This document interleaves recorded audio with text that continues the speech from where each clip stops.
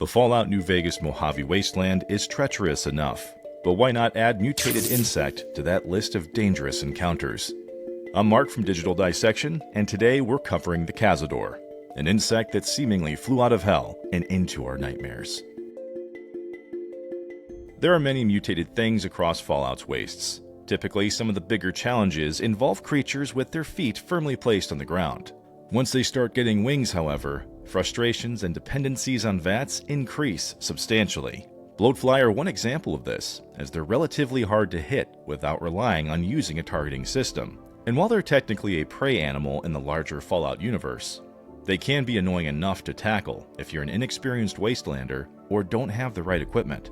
The mutated version of the former housefly, though, pales in comparison to the vicious and overall determined killer that is the Cazador, a combination of our worst nightmares in the insect world, and equally interesting in terms of Fallout's growing lore.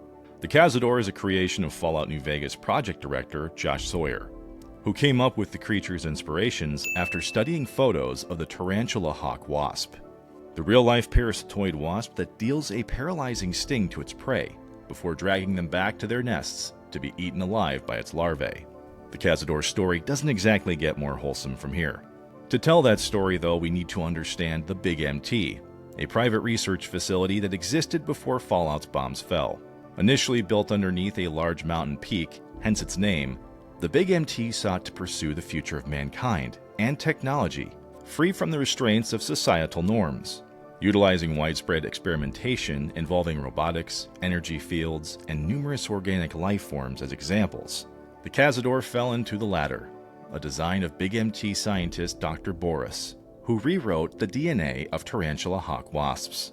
But it's unknown if they were combined with other creatures or simply enhanced, as they're bigger, faster, and increasingly more deadly than their real-life counterparts. According to Dr. Boris, the original experiment began in May of 2003 at the Z14 Pepsine DNA splicing lab. And like many experiments across Fallout, Cazador escaped the Big MT, its security systems, and made their way across the Mojave Desert, where they likely got their name by Spanish-speaking peoples of the region, as Cazador literally translates to hunters. It should come as no surprise that the Cazador would escape either, as the tarantula hawk wasp is already one of the largest known wasp varieties in nature at about 2.5 inches long, and the Big MT's creation can grow as large as an adult human, making an already capable insect into a massive problem. Combined with their abilities to move erratically and quickly, the mutated insect wasted little time populating the areas outside the Big MT, particularly mountainous areas outside New Vegas, with a few exceptions.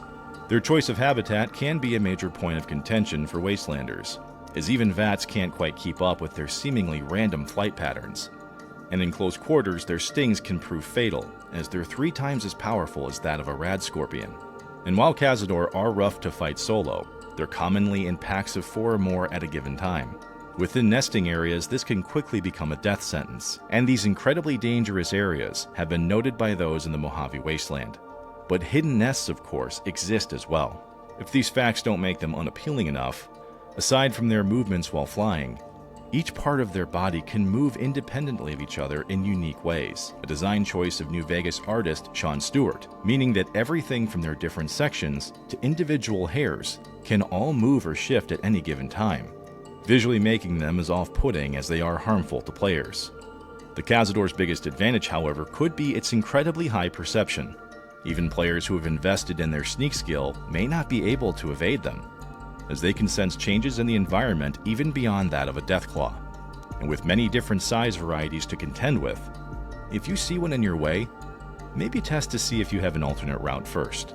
Given New Vegas and its renewed status as part of Fallout's larger lore, there's a chance we may be seeing the mutated insect quite soon, and it may not be the last horror we end up seeing from the Big MT.